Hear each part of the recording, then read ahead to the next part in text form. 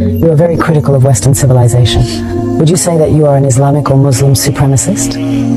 Yes, of course. Muslim supremacist, of course. Islamic supremacist, of course. And there's nothing wrong with that.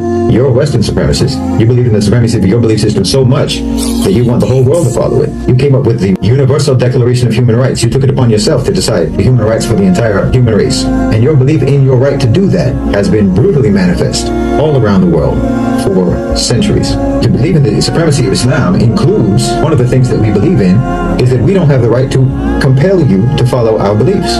But you don't have that. And people all over the world, in Africa, in Latin America, in Asia, in the Middle East, everywhere in the world can testify. We absolutely believe you have the right to compel people through force, through invasion, through occupation, through colonialism, through imperialism, through extremely coercive economic policies. We believe lakum dinukum waliya din. To you your way, to us our way. Of course, I fully believe that following Islam is the best way for any human being to live their life. We have absolute conviction about that, absolute commitment to that, certainty about that, yaqeen about that. But do you have that about yours? You're very busy trying to impose it all around the world, but when times get tough for you, your so-called enlightenment values go out the window, don't they? When there's too many diverse opinions in your society, then you start creating bureaus and departments in the government for combating so-called disinformation. Freedom of the press is out the window. You ban protests. You arrest people for protesting. Freedom of assembly out the window. When your belief system becomes difficult to maintain, you throw it under the bus without hesitation. But that's not the case with Muslims.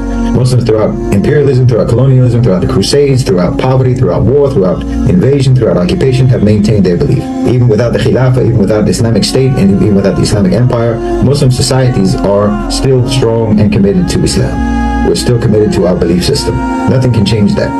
Maybe we have failed states, but we don't have failed societies. We don't have failed cultures. Our governments may fall, but our people remain the same.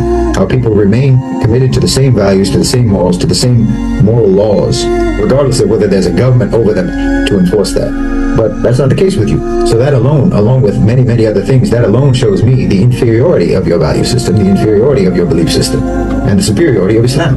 And your belief system, your enlightenment values, are extremely selectively applied in your society throughout your history. Your belief in the supremacy of democracy does not extend to the private sector. Corporations don't have to be democratic, do they?